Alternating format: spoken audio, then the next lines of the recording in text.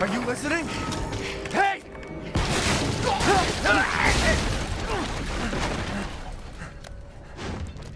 What the?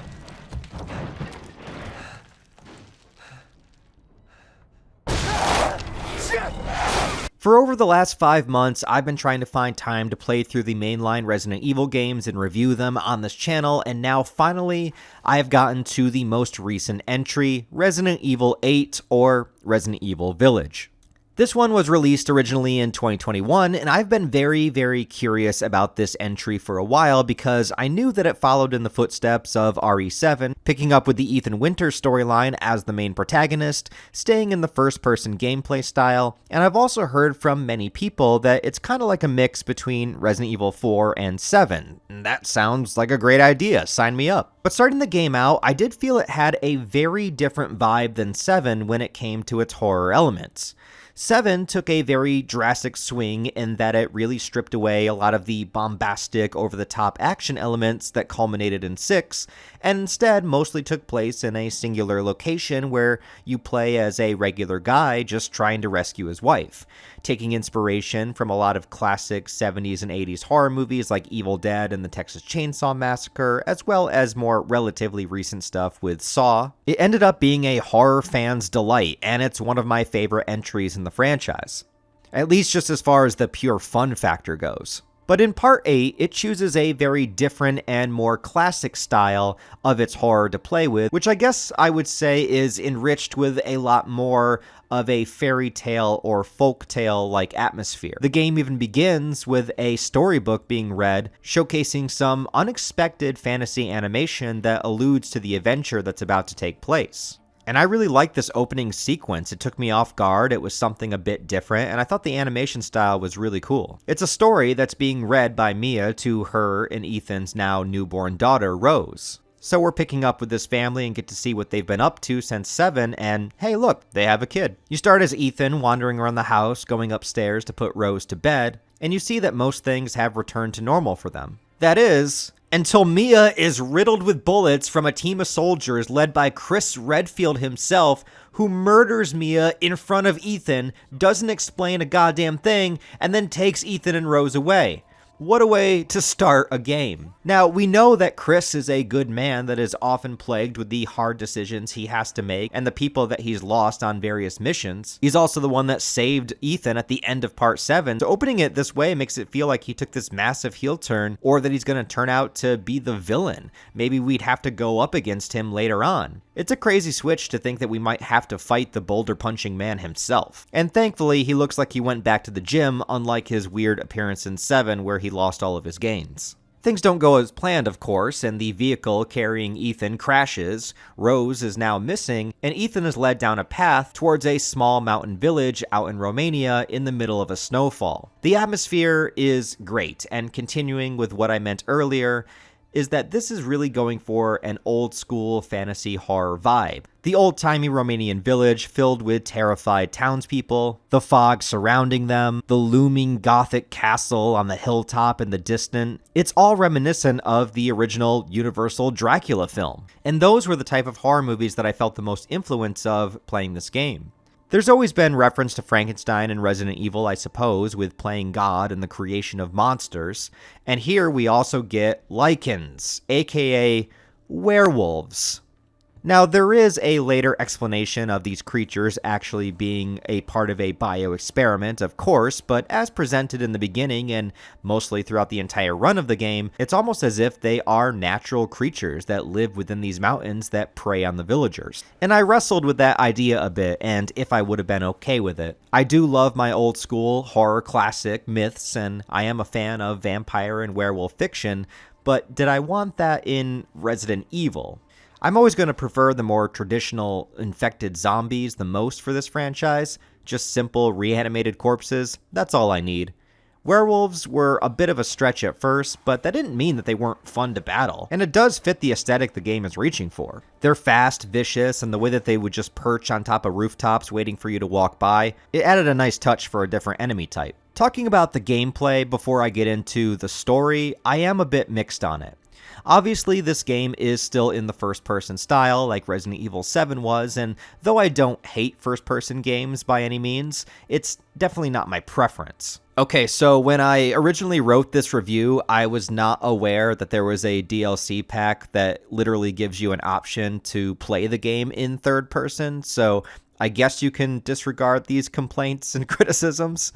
I had no idea this existed. However, I did think that the first-person style worked incredibly well for 7, considering the environment and how it had such an extreme emphasis on the horror.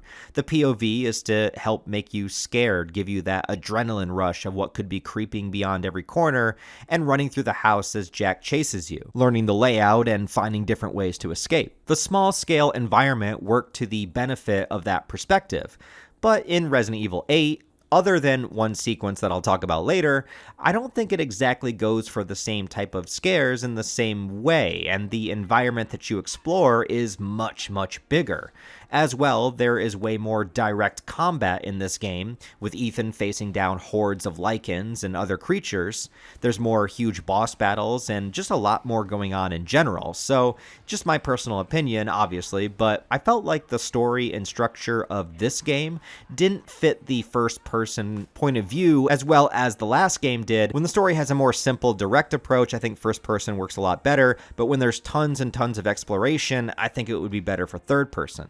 And the other negative I have is, well, kind of with the village itself. Although I loved the aesthetic of the old abandoned town ravaged by monsters and covered with snow and fog, the look of it is fantastic and it's pure classic Gothic horror, but I didn't like having to navigate it.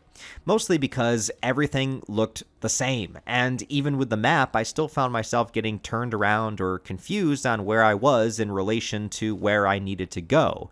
You do spend a lot of time here as well. It kind of serves as like a main hub of the game as you go to different locations and continuously come back every time you complete a different segment, but every time I had to come back to the actual village, I just didn't want to be here. And since that's what the game was named after, I was hoping to have a little bit more fun in the village itself, but it ended up being pretty underwhelming. As far as the item management goes in the game, it does take a more similar approach to Resident Evil 4, which I am fine with because I kind of liked how they did it there.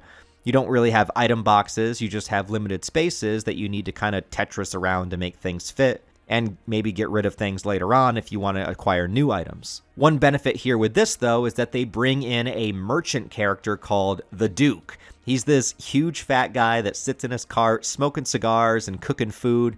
I like him. He's a cool guy. I am but a humble merchant. Here? Oh, forgive my manners. Call me the Duke. Now to business. Weapons, ammunition, healing salves, anything you desire, I can provide. Ever since Resident Evil 4, I never understood why the series never brought back a merchant character. I think it's a great element and makes sense for a place that you would go to sell off your treasures and then have a place to upgrade your weapons, buy new items, and that sort of thing. Having a merchant character be some mysterious figure that helps you out from the shadows and somehow just shows up every single place that you go with no explanation whatsoever is just the kind of fun video game logic that I enjoy. If there's anything I do want to see more of in future RE games, bring back more merchant characters. Anyway, similar to 7, now Ethan needs to rescue his daughter. And in the way of doing that are the enemies of the game. You have the leader of them all, Miranda, and the 4 lords, all of which have different quirks, abilities, and different sections of the game that you have to play through. You basically just have a list, like in Kill Bill, and you're going down it one by one, tracking down each individual lord, defeating them, and retrieving an item. But the first one is the longest and most intricate section, which is where you get to enter the castle and explore around. And that's the Lady Dimitrescu section. She's a tall, powerful, yet elegant woman who is some kind of mutated experiment that resulted in her needing to feed on blood, basically finding a way to have a vampire in Resident Evil. Even though I didn't play the game when it was originally released, I saw non-stop posts and memes talking about how badly people wanted this character to do unspeakable things to them. Which, I mean, I get, don't get me wrong, but personally, I was much more gravitated to her 3 daughters. Maybe it's their bloody mouths that kind of does something for me for some reason. I don't know, I should go talk to a therapist. Maybe it's the fact that there's 3 of them as opposed to 1. All I'm saying is you all can have Lady Dimitrescu, and I'll take the others. That aside, I think the castle section lends itself to feeling the most classic Resident Evil. You explore all of the various different rooms and levels, finding different keys to unlock new areas, solving puzzles to gain access to items to solve a bigger puzzle, and then facing enemies down along the way. This is the, hey, remember you're playing a Resident Evil game portion of the Resident Evil game. Eventually, you get the 3 daughters hunting you down, which you fight one by one. The first one, I actually thought they were going all the way with the sunlight defeating vampire sort of thing, but it wasn't about sunlight, it was about the changing of temperature or something like that. And after you do away with them, Dimitrescu herself starts stalking you around the castle.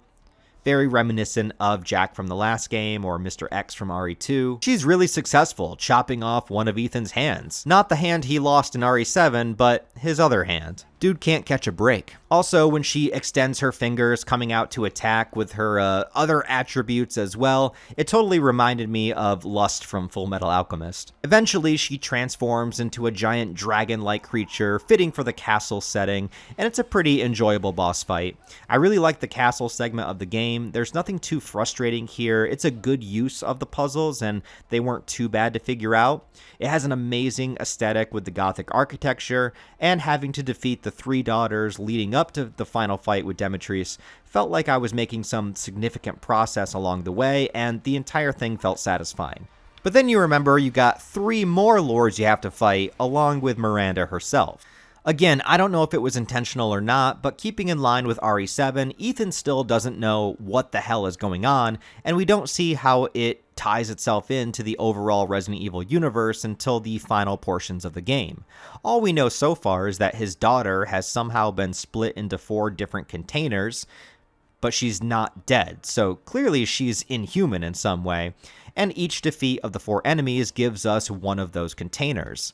So we have several weird clues about how obviously Ethan's daughter isn't human, Ethan himself able to reattach his arm, even though he's supposedly been cured from the mold, and we see things like the umbrella logo throughout the key locations in the village. The next enemy that you encounter is Donna, who has taken the form of this creepy mannequin doll, and this is the stage where they go full horror, and it's the closest to the feeling of RE7. It has you lose all of your weapons, so you're going around this house defenseless, trying to solve this puzzle, which is kind of similar to the Lucas section of RE7. It's a good change of pace, and it does let you know that all 4 of the different Lord segments are going to work differently, which is a good thing. And this one is definitely the creepiest, because up until this point, unless you're specifically scared of werewolves, castles, or big busty vampire women, this game has not really been terrifying at all. So I was pretty confident that I wouldn't get scared and things wouldn't get too bad. What the fuck is that?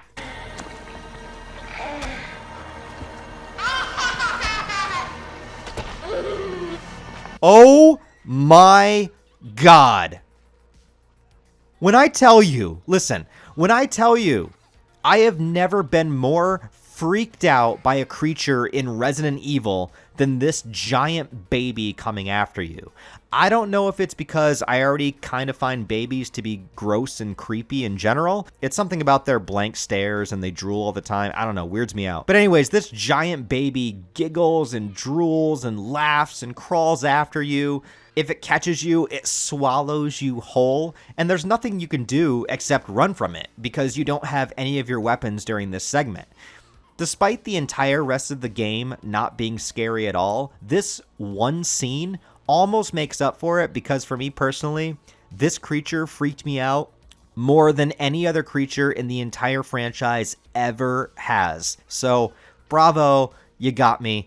I never want to play this part again. When you finally fight the boss, it's pretty simple and not really a fight at all. Just a scavenger hunt where you track down the doll and stab it a couple times. But considering there's a lot of boss battles in the game and knowing that there were at least 3 more big ones to come, I didn't mind this part. The Moreau segment has us mostly navigating mine shafts and nearby lakes, Moreau himself taking after the archetype of the hunchback, clearly the most deformed and disfigured of the four, and plenty of evidence that he's abused and disregarded by the others as he just wants to be accepted by Miranda. And as a creature/character of the game, I liked him. He has that tragic sympathy to him. But when you fight him, he turns into a giant fish monster, and you have to avoid him while solving puzzles to get across the water where you need to go, and although none of them were too difficult to figure out, I really didn't care for this sequence at all. I don't even have a definitive thing to point at as to the reason why I didn't like it, and maybe that in itself is the reason why, is because there's nothing bad enough about this segment to say that it's bad, but there's also nothing good enough about it to say that it's good. I guess for Resident Evil standards, it just felt kind of basic and bland. You avoid the fish, solve the puzzle, avoid the fish transforms, you fight the fish. Overall, it's just meh. Which kind of sucks, because out of the four lords, I like Moreau the best, but I think his segment is the weakest. Next, we get to Heisenberg, and no, we are not going to be cooking crystal meth, nor are we going to be working on any quantum mechanics. Instead, we're going full steampunk and basically giving us Magneto. Heisenberg is the most human-looking of all the lords, but he's insanely overpowered by being able to manipulate metal and create constructs, and also make his own experimental soldiers. At this point, it really seems like the mold in Resident Evil is just a device that can do anything and everything. Vampires, werewolves, living dolls, and Magneto. Why not? But I also hated the factory location. I didn't like the backtracking. Similar to the village, I felt like everything looked exactly the same, and it was really difficult to navigate and way too easy to get turned around and lost. I didn't care for the enemies that you had to fight here, or the mini-boss battles either. Overall, I was really just waiting for this segment to end. Thankfully though, once you finally get through it, things begin to get really interesting. You run into Chris Redfield once again, and finally he explains part of what's going on. How Miranda can shapeshift, and she was actually posing as Mia in the beginning, with the intent to take Rose for herself and use her in her experiments. Why Chris wouldn't explain this to Ethan from the get-go is a giant leap that you just have to accept in order for the game's hook to work, but obviously Miranda wasn't successfully killed, and the entire plan went to shit. I don't know, maybe he could have just called Ethan and told him to bring Rose outside at first? I mean, Ethan was alone putting Rose to bed. It just seems like there were so many other ways the situation could have been handled, but I guess the allure of making Chris seem like he's going to be a villain was too good to pass up. Chris stays behind to blow up the factory while Ethan takes this ridiculous machine to go fight Heisenberg. It's silly, but a lot of fun. I enjoyed it.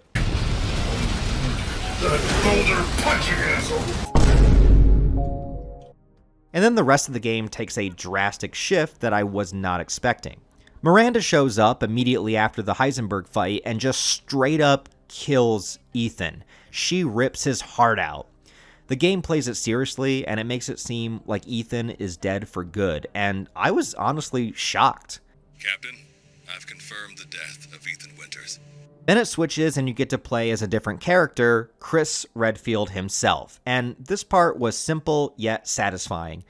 It was great to play as a classic Resident Evil character again, especially as Chris has all the best weapons, and the point of this segment is just to mow down wave after wave of Lycans heading towards Miranda herself. It felt cathartic as hell to just be able to mow down enemies, and also you have the extra incentive of wanting to avenge Ethan in some way. You have an added night vision view which changes the pace of the first person experience, and all of this was tons of fun. I love this segment. Chris manages to rescue the actual Mia, who was still alive, and then we get a ridiculous amount of info dumping and exposition. The give and take, I suppose, of not explaining for most of the game to keep Ethan in the dark of what's going on, but now we have it all given to us at one time. So it's revealed that Miranda was the one that first discovered the mold, over 100 years ago. She was distraught by her daughter dying during the Spanish flu, and she wandered into a cave to die herself, but instead found the weird fungal substance that she ended up bonding with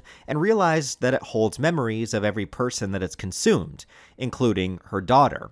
So all of her experimentation with the mold was an attempt to bring her daughter back to life, to give her another body, to put her consciousness in something else. She created these parasite fetal things that she would implant in villagers during her experiments, but most of them ended up turning into lichens, and the four lords are all failed attempts at a vessel to bring her daughter back. They tie this into Resident Evil lore further by saying Miranda actually knew Oswell Spencer, the founder of Umbrella, and was one of the people that inspired him to do his own experiments. But before they splitted ways, it's assumed that Oswell got the Umbrella logo from the village that Miranda is from. Also, Miranda is the one who gave the company that Mia was working for samples of the mold, which led to the creation of Evelyn. So Mia knew who she was as well. I think a lot of this is really interesting, and Miranda has this tragedy of spending 100 years trying to bring her daughter back unsuccessfully. Having a nod towards Spencer meeting her in her youth is a really cool tie-in, and I guess my only drawback is that it really does seem like the mold can just make anything with enough adjustments. And I know we've seen a variety of weird creatures and experiments before with all the different bioweapons, so I guess it's really not anything too crazy or out of the norm, but the mold does seem kind of limitless. And obviously, I know that the mold substance wasn't thought of until they made Resident Evil 7, but if we consider it all to be in continuity and it's existed this long, it is kind of strange how Spencer, or especially Wesker, never came back for a sample of it or to do their own experiments with it. In RE5, it seemed like Wesker was gathering everything and anything that he could. But again, that's kind of a hindsight thing. Anyway, the revelations don't stop there, because Ethan regenerates, coming back to life once again, learning that the real Ethan Winters, the human Ethan, actually died at the beginning of Resident Evil 7, when Jack killed him here. And that everything afterwards was the mold taking on the form, mind, and memories of Ethan. So yeah, Ethan wasn't just infected with the mold, he was the mold. At least that's what I get from it. It's sort of similar to Marcus from RE0, I guess, how he was dead and then taken over by the leeches that now took over his persona and memories to act out his revenge. It seems like a similar thing happened here with Ethan and the mold. I don't know, correct me if I'm wrong. But anyways, what follows is a shockingly emotional and powerful finale. Ethan confronts Miranda, and it's a solid but not too spectacular boss fight. You just have to unload on her and hope to not get killed in the process. It's nothing fancy, but it works. And then there's a scene of a wounded and injured Ethan understanding exactly what he is and what he has been in the last 2 games. He gives Rose to Chris and tells him to get her to safety, as he stays behind to blow up the entire location. Watch over her. Teach her to be strong.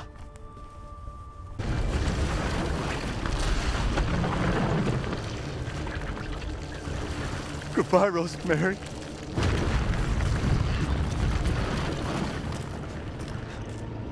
Ethan. So after the fake-out death, they decide to kill Ethan for real, showing that even until the end, Ethan cared more for his family than he did for his own well-being. First, everything he did to rescue Mia, and then everything he did to rescue Rose. It's the thing that kept him going this entire time, and what the human version of him would have desired. It was to rescue his family and get them to safety, and that's exactly what he does in his last moments here. I also applaud the risk of doing this, because even though Resident Evil puts its characters through hell, they don't usually kill them off, and tend to save them for later use if they want to.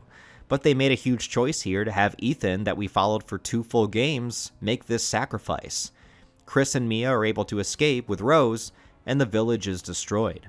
Now, there are a couple lingering plot threads here, one of which is that Chris discovers that the BSSA has sent in what looks like bioweapons to fight Miranda, the thing that they're supposed to be fighting against. Not to mention, we still don't know Mia's full involvement with this company and the mold and what exactly they were doing. So who knows if either of these things will ever come up again, or if it's just going to be one of the many cliffhangers that's not followed up on. And there is a final post-credit scene with Rose, now a teenager, visiting Ethan's grave. She seems to be closely monitored and working with some kind of task force, maybe not with the best temperament. Then again, maybe this guy shouldn't have called her Evelyn. All I know is that she's incredibly powerful and the last remaining connection to the mold and its abilities, or at least that I know of. So I think that Village has some incredibly high highs, and particular moments I thought were astounding. But as a whole package, I am much more mixed on it than I thought I would be. The Village itself I found to be confusing to navigate, and everything looked kind of the same after a while. The castle portion was the standout to me, but it took a significant step down with Moreau and the Heisenberg segments, both of which I was not a fan of. And then it has an incredible emotional ending that solidifies Ethan being an amazing addition to the RE cast of main characters. I did really like how Chris is much more involved with the story here, and you actually get to play as him, which was a pleasant surprise. But there's also that extreme leap that you have to make for the opening of the game to work, and after all of the experiences that Chris has had, to think that this was a good plan does feel a bit out of character. Also, for as important as Miranda is, not just for the story of this game, but also for impacting the history of Resident Evil lore, she's not in the game very much. The game gives you so many major enemies, like with the 4 lords and even the 3 daughters that you have to fight. When it comes to the true main big bad, we don't get enough of her. And the most interesting things that we do get to know come from notes that we find and read, and doesn't come from Miranda herself. Her story is tragic and interesting, and I wanted more from her. But the villains that get the most screen time are Dimitrescu and Heisenberg. There is a lot to love in this game, but also a lot that I found myself thinking was just okay. It looks incredible, the visuals are fantastic, and the more fairy tale fantasy vibe was a cool new direction to see. But I didn't find myself loving this game the same way that I loved Part 7. But drawing to a close my Resident Evil journey, I do want to say that this has been an incredibly fun adventure to go on. Honestly, when I started, I didn't even plan on making a review series out of it. It just sort of happened along the way because I enjoyed the first game so much I wanted to talk about it. Overall, these videos haven't exactly done well on my channel, but I have enjoyed making them, and I appreciate everybody that's been following me through the games, even when we have differing opinions. But I also think that's what's great about franchises like this. There's so much variety in the games that everybody is going to be gravitated towards different ones and have different rankings and opinions. Some people prefer the classic, some people prefer the post-RE4 action-oriented ones, some are more on board with the newer Ethan games or the remakes, and all of it is valid. There's been a lot of updates and a couple of trailers for Resident Evil 9, which comes out next year, and I'm super excited to finally be caught up and be able to experience a brand new game when it comes out, knowing the franchise a lot better, and I'll be able to play it alongside all of you guys. I think the trailers look great, and taking us back to a destroyed Raccoon City has me all kinds of excited. Even though we know Grace Ashcroft is going to be the focal point, there's plenty of evidence to suggest that other classic characters, or maybe even multiple characters, will be appearing. It could be like how Chris was incorporated in Resident Evil 8, just using Leon or Jill instead, or maybe someone else. And I think that approach would be just fine. Whether it's a send-off for them or a supporting role, I think 7 and 8 proved that we can be accepting of new characters and their stories. Regardless, I cannot wait for it to drop and play alongside you guys, with everyone that's enjoyed and watched these reviews. And if you have, I just want to say thank you very much for watching. As far as reviewing other game series goes, I am up for it, of course, but I think there will be a significant gap in time before I take on an entire franchise again. I think I want to take a break and work on some other projects for the channel that take a lot of time, and also just game casually on the side without worrying about recording or having to make reviews for it. Until then, I do have a video game review playlist, as well as a Resident Evil playlist that you can check out. It includes the reviews of the games that I've played, the live action stuff, and all of the animated films. And if nothing else, I'll definitely see you guys again talking all things Resident Evil this February. Thanks for watching, guys. If you want to support the channel on a deeper level, I do have Patreon channel memberships linked down below. Even $1 a month goes a long way. You have no idea. It's hard out here doing YouTube, you guys. But even if not, just a like and a comment will help me out a lot. Thanks for watching, guys. I hope you have a wonderful rest of your day, and I'll talk to you next time. Don't you worry. I'll be right downstairs. Daddy won't let those weird fairy tale monsters get you.